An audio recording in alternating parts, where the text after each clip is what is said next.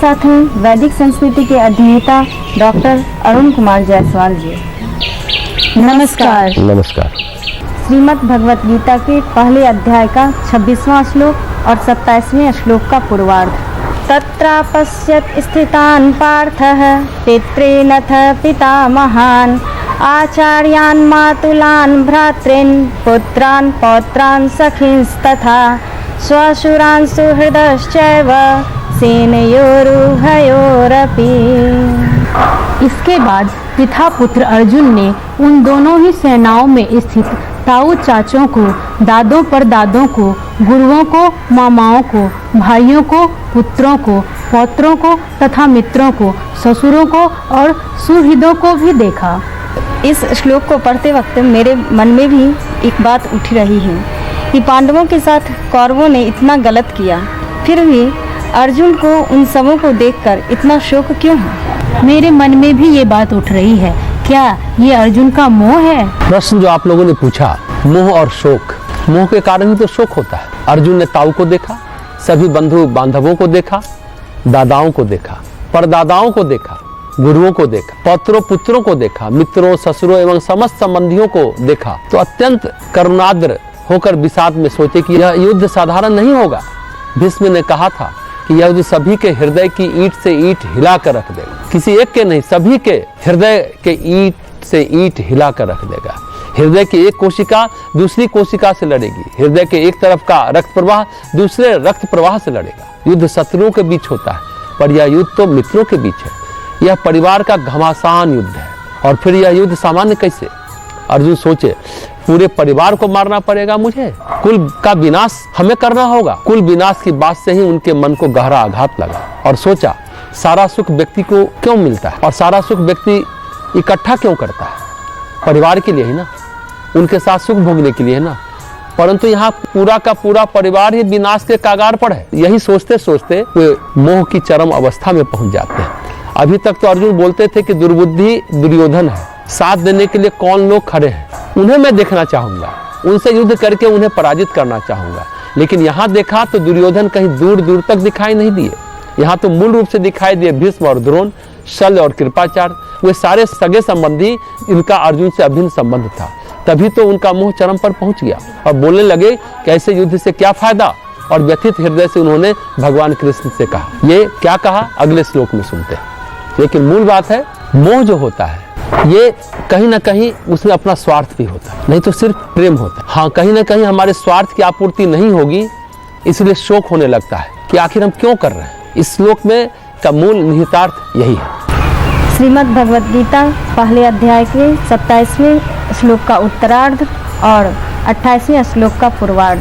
तान् समीक्ष्य स कौन्तेयः सर्वान् बन्धूनवस्थितान् कृपया परयाविष्टो विसीदन्निदमब्रवीत्। उन उपस्थित संपूर्ण बंधुओं को देखकर वे कुंती पुत्र अर्जुन अत्यंत करुणा से युक्त होकर शोक करते हुए यह वचन बोले। श्रीमद् भगवत गीता के पहले अध्याय का 28वें श्लोक का उत्तरार्ध एवं 29वां और 30वां श्लोक।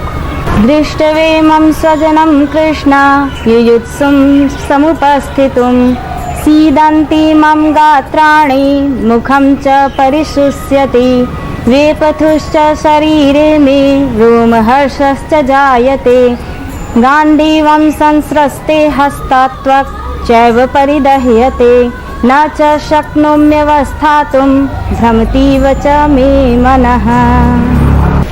अर्जुन बोले, हे कृष्ण, युद्ध क्षेत्र में डटे हुए युद्ध के अभिलाषी इस स्वजन समुदाय को देखकर मेरा अंग शिथिल हुए जा रहा है और मुख सूखा जा रहा है तथा मेरे शरीर में कंप एवं रोमांच हो रहा है। हाथ से गांडीव धनुष गिर रहा है और त्वचा भी बहुत जल रही है तथा मेरा मन भ्रमित सा हो रहा है, इसलिए मैं खड़ा रहने को भी समर्थ नहीं हूँ।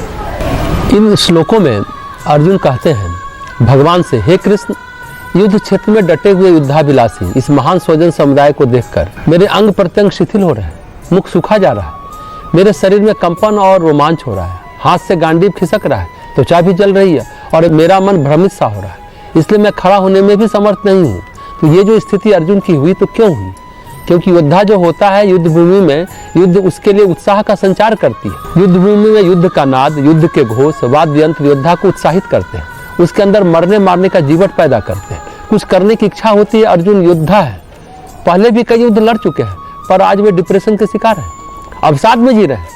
यह अवसाद उन्हें क्यों हो रहा है? बस एक शब्द के कारण, दृष्टवेम स्वजनम कृष्ण, कि सारा स्वजन समुदाय इकट्ठा हुआ है। युद्ध हमेशा शत्रुओं से किया जाता है। शत्रुओं को पराजित करना, शत्रुओं से संघर्ष करना आसान है, परंतु इसके विपरीत अपनों से संघर्ष करना, अपनों को पराजित करना कठिन ही नहीं बहुत कठिन है। अगर आदमी नीति पर पूर्ण आधारित है, यानी कर्मयोगी है, कर्मयोग का पालन करता है, तो वह क्या करता है? जो कर्तव्य कर्म है, जो सुनिश्चित कर्म है, उसे अनासक्त भाव से करता है। परंतु अर्जुन तो अनासक्त है नहीं, उसकी आसक्तियां अभी गई नहीं है, उसकी आसक्तियां कई स्थानों पर है। अर्जुन के मन में आग्रह है, अर्जुन स्थित प्रज्ञ नहीं है, प्रज्ञावान तो है पर उसकी प्रज्ञा स्थिर नहीं है।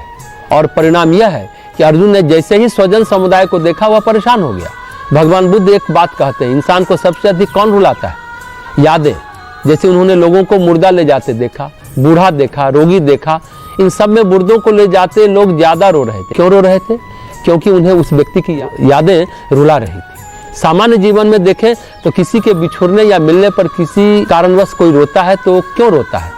कारण एक ही है कि उसे उनकी यादें रुलाती हैं। हमेशा से एक बात सत्य है कि हमारा जो संपूर्ण व्यक्तित्व है भावनाओं पर टिका हुआ है। भावनाओं पर टिके हुए विचार और विचारों के ऊपर टिके हुए कर्म, व्यवहार, और फिर जब हम व्यवहार करते हैं, कर्म करते हैं, तो कर्म हमारे अंदर उथल पुथल मचाता है। विचारों का और विचार उथल पुथल करता है। भावनाओं का, विचारों का और कर्म का एक गणित है जो हमारे व्यक्तित्व को निर्धारित करता है। अब एक मजे की बात है, जितने भी मनोरोग हैं सभी भावनाओं से उत्पन्न होते हैं। पंडित श्री राम शर्मा आचार्य ने भी कहा है कि मनोरोग भावनाओं के दबे कुचले रूप होते हैं, अर्थात भावनाओं का दबना, कुचलना, मचलना, रोना, गाना ही व्यक्ति को मनोरोगी बनाता है। आश्चर्य की बात है, मनोरोगों का जन्म, जब बच्चा जन्म लेता है तब उसके अंदर भाव पैदा होता है, संस्कार पैदा होता है, लेकिन उसके अंदर रेशनैलिटी नहीं होती है, बुद्धि नहीं होती। बुद्धि और मन यहाँ अविकसित होता है। बच्चा तो केवल एक चित्त लेकर आता है, संस्कार या भाव लेकर आता है। हम क्या करते हैं? बच्चों के सामने कुछ भी करते रहते हैं। अगर किसी आदमी के पास घर है, एक दरवाजा या 2-4 दरवाजा है, पहले आदमी घुसा तो बैठक में आएगा, फिर घुसा तो आंगन में आएगा, फिर घुसा तो कहीं और आया, फिर अंदर वाले बेडरूम में आया। बेडरूम तक आते आते उसने कितने दरवाजे पार करने पड़ते हैं। अगर एक ही कमरे का घर हो तो सीधे सीधे बेडरूम में ही आ जाएगा। तो जब मन और बुद्धि का विकास ही नहीं है तो सोचो सीधे सीधे बात कहाँ जाएगी?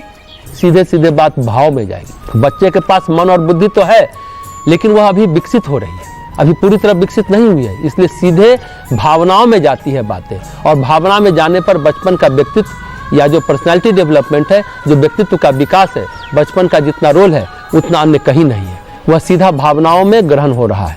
हम सोचते हैं कि वह ग्रहण नहीं कर रहा है, परंतु इसके विपरीत वह कर रहा है। और जो वह ग्रहण कर रहा है उसे आमतौर पर घरों में हम कहते हैं संस्कार।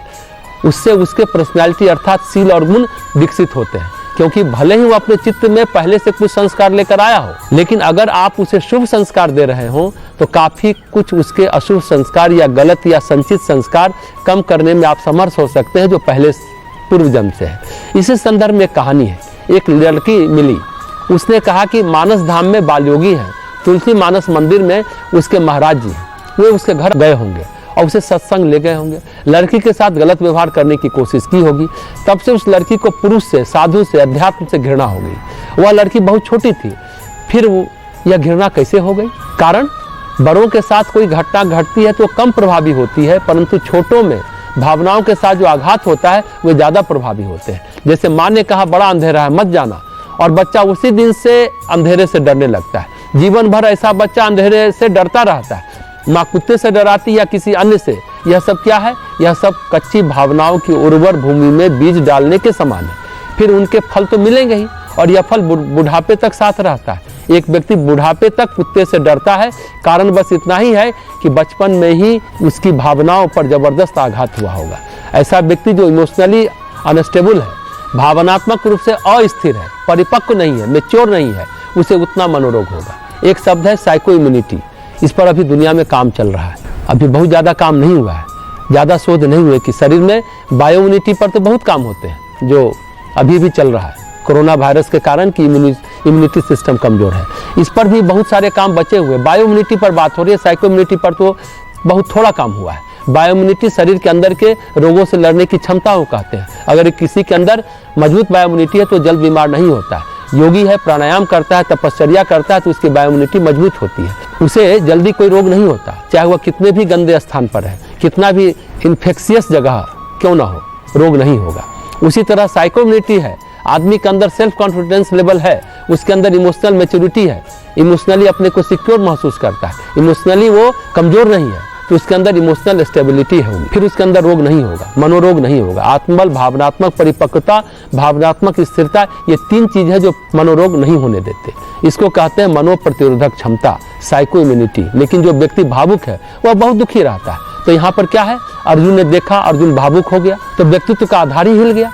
सबसे पहले हम अर्जुन के बचपन की ओर जाएं। अगर मनोरोग की दृष्टि से जाते हैं तो अर्जुन को बचपन में पिता का प्यार नहीं मिला है।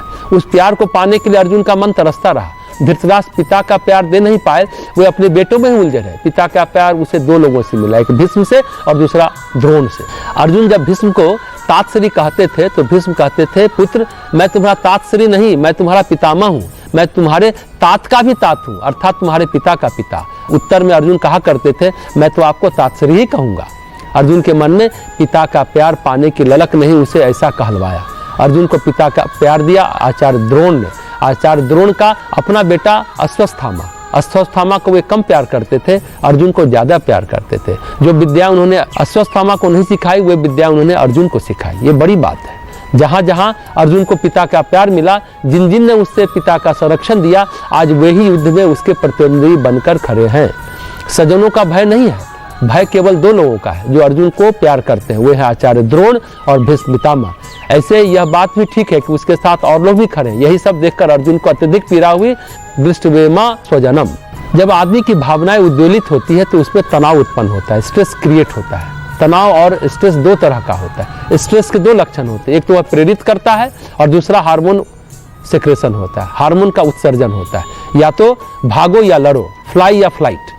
अर्जुन ऐसी स्थिति में फाइट नहीं करना चाहता, फ्लाइट करना चाहता है, भागना चाहता है। वह जानता है कि फाइट कर नहीं पाएंगे। योद्धा अर्जुन को डर नहीं है, पर पुत्र अर्जुन को डर है। बड़ी बात है, समझने की बात है। योद्धा अर्जुन को डर नहीं है, पुत्र अर्जुन को डर है। योद्धा अर्जुन के पास तो बहुत सारे अस्त्र हैं, दिव्यास्त्र हैं। दृष्टेवम स्वजनम कृष्णम। स्ट्रेस होता है वह परसिस्ट करता है। कोई रास्ता अगर नहीं मिला तो स्ट्रेस टिका रहता है, साइड नहीं है तो स्ट्रेस बदलता है डिस्ट्रेस में।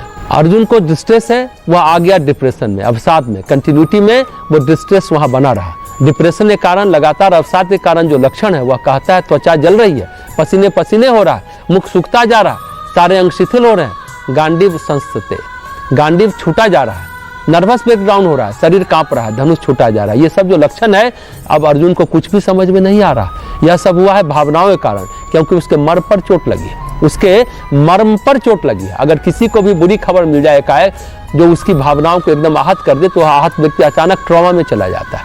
भगवान ने उसे एक थेरेपी दी है, बिहेवियर थेरेपी में वह जाता है। बिहेवियर मॉडिफिकेशन में वह थेरेपी आती है, उसे एकाएक एक्सपोजर दिया जाता है। अर्जुन के व्यक्तित्व को परिपक्व बनाने के लिए ही भगवान कृष्ण ने रथ को भीष्म के सामने लाकर खड़ा कर दिया। भगवान जानते हैं कि अगर ये चीजें बाद में उभरी तो मुश्किल खड़ी होगी, इसलिए वह सारी दुर्बलताएं जो अर्जुन की हैं श्री कृष्ण उनको पहले ही दूर कर देना चाहते हैं। उस मानसिक दुर्बलता को दूर करने के लिए समझना चाहिए कि भगवान अर्जुन की मनोचिकित्सा कर रहे हैं, और जो मनोचिकित्सा है, जो आध्यात्मिक चिकित्सा है, उससे उस क्षण से अर्जुन को गुजरने देते हैं। तो मनोचिकित्सा का जो पहला सिस्टम है वह अर्जुन में उभर कर आया है। इसे हम अगले श्लोक में सुनेंगे।